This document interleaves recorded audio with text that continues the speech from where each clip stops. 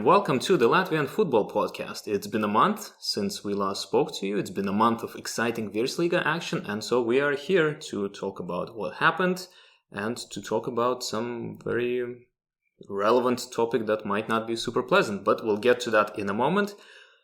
How have you been? I've been good. It's been a very full-on start to the season, a bit too full-on, trying to find the balance of life, work, projects, and then a very heavy-hitting start to the season. But it's been a cool start, pretty out there, yeah. I mean, last time I said that this is going to be the best Virsliga ever.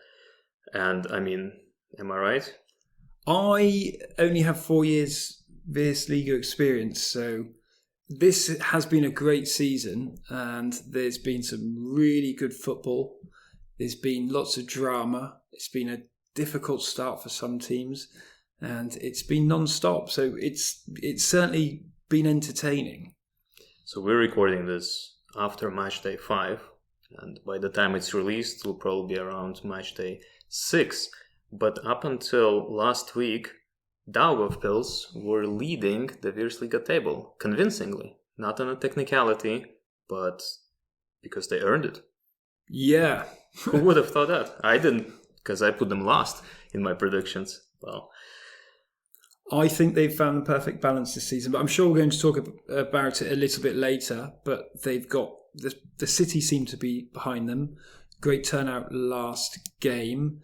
They've really developed a very good squad, a good team with a solid spine and some really impressive attacking football as well, and a really good balance of some local youth who are really passionate about the team, very focused, with some really exciting attacking players who have, if you look at the stats in terms of goals, assists and so on, they're playing some great football. They deserve to be where they are. Yeah, absolutely. To be, just excuse myself a little bit, I did make that prediction before all the RFS loanees, but when they played RFS without those guys, they still put up a tremendous performance, and I'm just happy to be wrong at this point.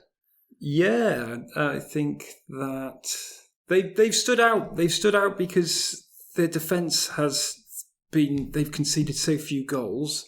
They've been really focused.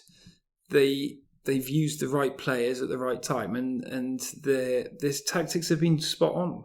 They've been impressive, and I hope they can continue with that. But they've demonstrated that they're a difficult team to beat at home, and they've turned up to away matches motivated, focused, and determined to get results, which they have. And they're second, so it's good to see. It's nice to see. We'll see how they get on later in the season when injuries. Requirement for fringe players need to start coming in, and so on. But they've got a good place in terms of their home stadium, and it's a difficult place for teams to go, and they're proving that. Yeah, well, it's a long drive for anyone, and at the moment Riga are top of the table, having edged past Daugavpils by a point. Then we have Daugavpils in second position with 3 wins, 2 draws, and no losses. I love that. That's fantastic. Number 3 are RFS, followed by Tukums and Valmiera, all 3 standing at 10 points. And then we have Meta, Auda, now Liepaja, who pretty much spent all the time up until now scraping the bottom, but managed to squeeze out a win out of Auda just in this last match day. So we have Liepaja and then Grobiņa and Jelgava at the bottom. Every team lost points. Yeah, that's. I'm a little bit disappointed about that, but it's made the league more competitive as a result. So it's good that it's very competitive right now, and the top of the lead is there for the taking. So yeah, I think that's exciting, but there's been no really standout team just yet. I agree. It's very dynamic, and it's not just dynamic in like the second half of the table or anything like that. It's dynamic all the way up. I mean, the first 5 places are separated by 2 points. That's just magnificent. Yeah, and I think goals conceded by the top, predominantly four of the main top teams have conceded less than 3 goals. Riga and Daugavpils, they've only let through 2 goals this season in defence. So yeah, there's some interesting areas there as well in terms of defending has been more positive this season, and there's been a really good balance of teams defending well but also attacking.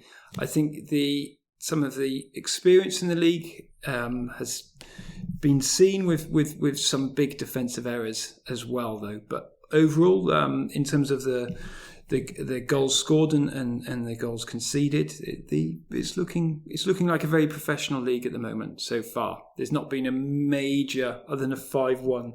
I think there's been a big... Yeah, RFS thrashing Jelgava, but even there they pulled a goal back. It was the first ever goal scored by FS Jelgava versus RFS. So, I mean, they lost big time, but some history has been made.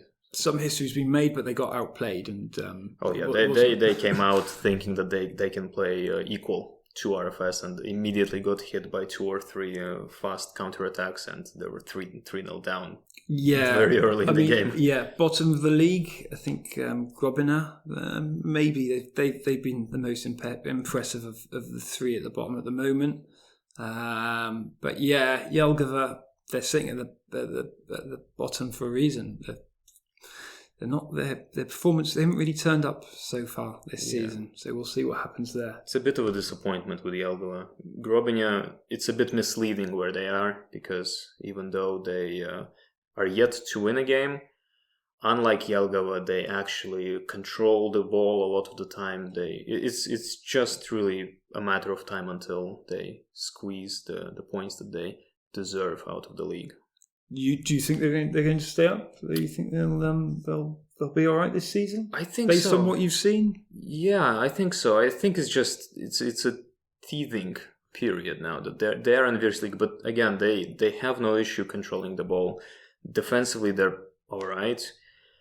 They're a young team, so I think they'll hit their stride and they'll start picking points up. I'm not convinced. I wouldn't be surprised if they go down at this moment. I think Jelgava, RFS, the defence weren't tracking back enough. They didn't look organised. They looked a bit all over the place.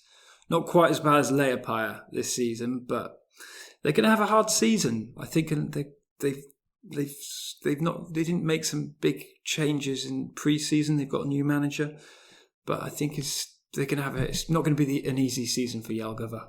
I thought you were asking me about Grobina. Oh, sorry. Yeah, Grobina. On the other hand, Grobina, they went to Valmiera and they played well. They stood their ground and did well. They almost won, but I mean, to be fair, that game Valmiera hit the framework like 5 times, and I mean, it would have been just supremely unjust had Grobina won. Yeah. So it's luck.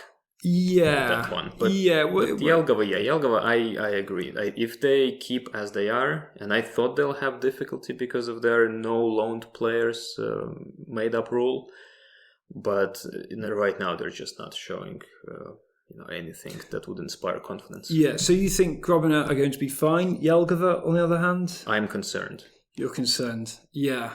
I'm disappointed, let's say that. I'm not yet concerned because it's only been 5 games, right? Yeah. We still have 31 games to go. But they're not, in my mind, this romantic underdog team from last season anymore, which is a concern I expressed in our previous episode. Now they're just disappointing. There's going to be a proper scrap at the bottom this season, and I think Meta have come out pretty well. Daugavpils are doing well, so it's going to be challenging for the team struggling. Daugavpils at the bottom. Daugavpils are going for Champions League, my friend. We'll see about that. I think, or at least the Conference League next season. It's all good. It's going to be down to what happens to Auda next. I think it's going to determine that kind of top 4 mid-table situation. But yeah, bottom of the table is we'll see how that materializes later in the season or even next round. Well, in any case, it's exciting, and it's the most exciting Virsliga table in recent years. We don't have a 2-horse race out the gates. Far from it. It's just anything can happen at this point. But let's talk about some players. Yeah. So it has, as you say, it's been exciting, and there have been all sorts of games.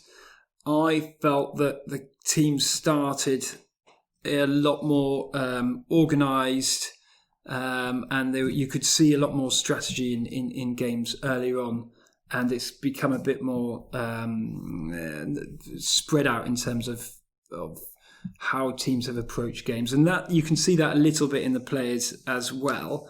And I think Riga FC have really demonstrated that they kind of stuck to their tactics. They had a bit of they got outplayed against Valmiera, and there's some really good standout players there.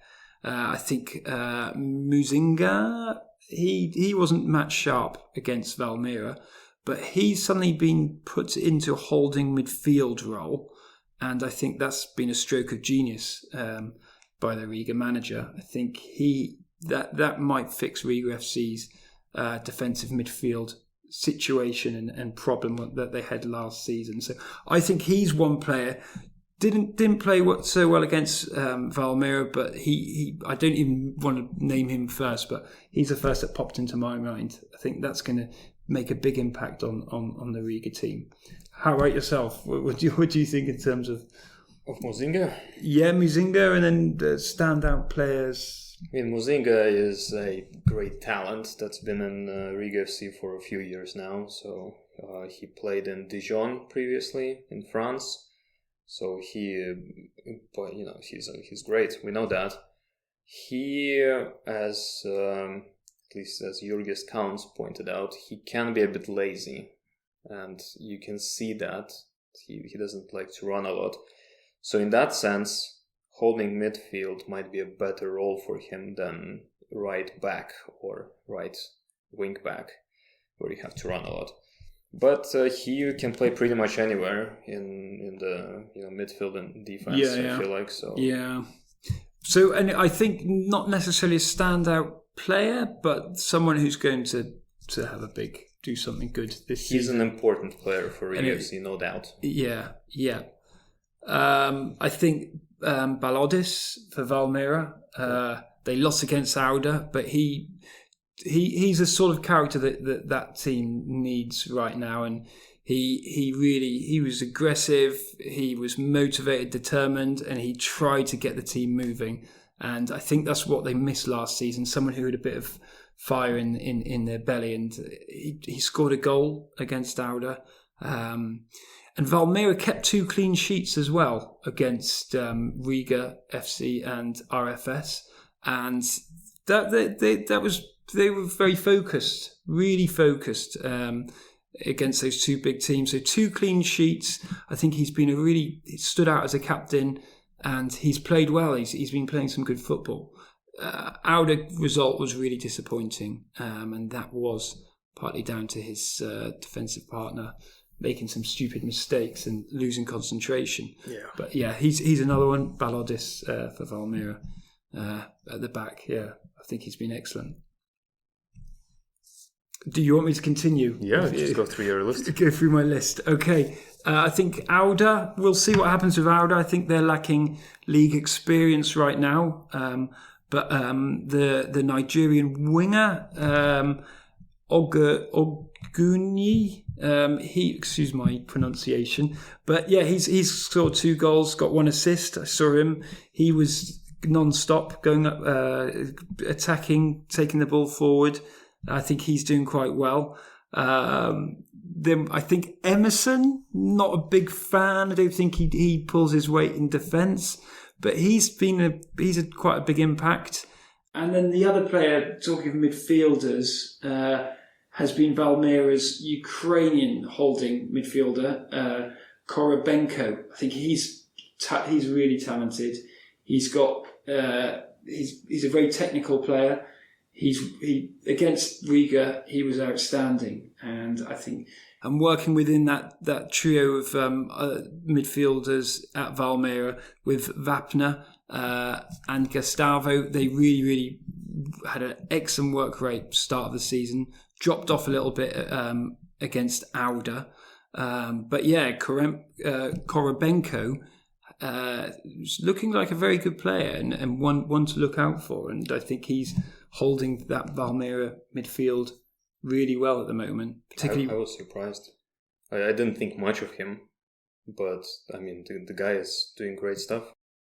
Very impressive. Yeah, I think he's he's one to look out for, and I think that's what if they can keep those three midfielders fit, I think that they should fit and consistent is the other thing as well. That's been the other issue.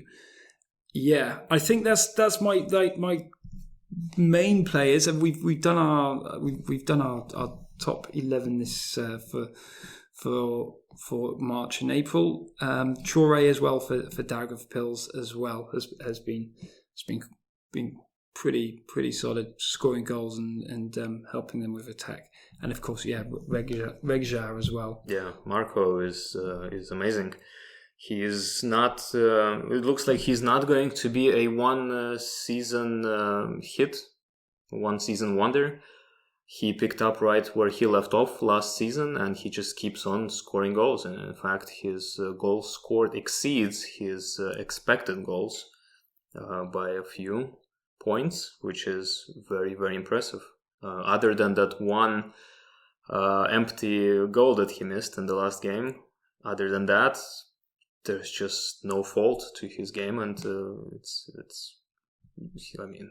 Yeah, I think he's the best goal scorer in the league. Yeah. He's got a really good presence in the box.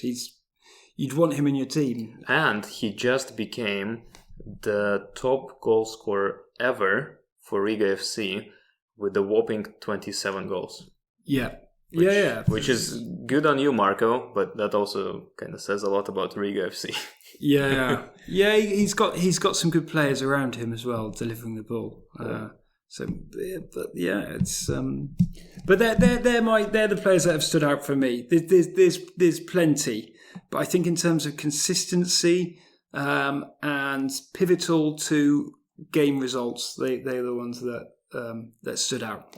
Yeah, and in terms of teams, if maybe you're watching this, listening to this, and you're thinking, well, this sounds fun, I want to get in on this, but what are these teams with strange names I know nothing about? Well, some recommendations that you might want to consider. Definitely have a look at Daugavpils, as we talked already. Very exciting team, very transitional football, quick, just very dangerous this season. Definitely worth watching if you're into this kind of an underdog, kicking butt kind of a situation. They're great. They are from it's basically a second largest city in Latvia, kind of sandwiched between borders with Russia and Belarus. Very Latgala, it's a beautiful region. Latgala is one of beautiful. My favourite places. Daugavpils, it's very wild. Yeah, maybe a bit of depends on what you're into. Well, there's some interesting museums. You've got the Mark Rothko Museum. There's situated in a historic fort. I've always had a good time in Daugavpils. I think it's an interesting place to go, and it's worth a visit. Football and a bit of culture, and there's a few good museums, and then you've got some beautiful surroundings. So. Yeah. Then if you're into big clubs, I think Riga FC is the one to follow at the moment. They are playing this new short passing kind of tiki-taka-esque type of football. It doesn't always fit yet together, but it's starting to gel. Players are starting to get familiar with it. And some of the combinations they delivered in the last games, that's just, Barcelona at its peak kind of stuff. Yeah, I think they've got some of the most interesting assortment of players and some really talented individuals who are great on the eye in terms of skills and variety of techniques when it comes to football. And they've got a good blend of some of the best Latvian internationals and Southern Americans and some African players and so on. So yeah. Riga went wholesale shopping to South America this pre-season and brought in some very exciting stuff. Yeah, they've played a little bit. They've been in and out of the squad, but yeah, hopefully we'll see a bit more of them. If you are a fan of positional football, RFS is the team to go. I mean, they're doing better than they did last season at this point, but essentially, positional football at its best in the Latvian league. Just gonna put the ball left to right to left to right until the oppositional team gets seasick or dislocates, a disc while tracking that. So, more of a scholarly football, let's put it that way. Yeah. Than anything. Some big players as well and good on set pieces. But, yeah. And if you just like football because it makes you frustrated, I think Liepāja is the team to go. Yeah, and they've got a stadium on the beach, which I'm right next to the beach. I mean, so do Grobin, So it's the same stadium, but Liepāja are frustrating to watch at the moment because they do have excellent players on the team, or very good players at the very least, and yet they are -10 in goals scored to conceded, and they just gotten their first 3 points. Yeah, they're struggling, and they've probably got too many players. They brought too many players too quickly. But we're going to go on to that a bit later, are we not?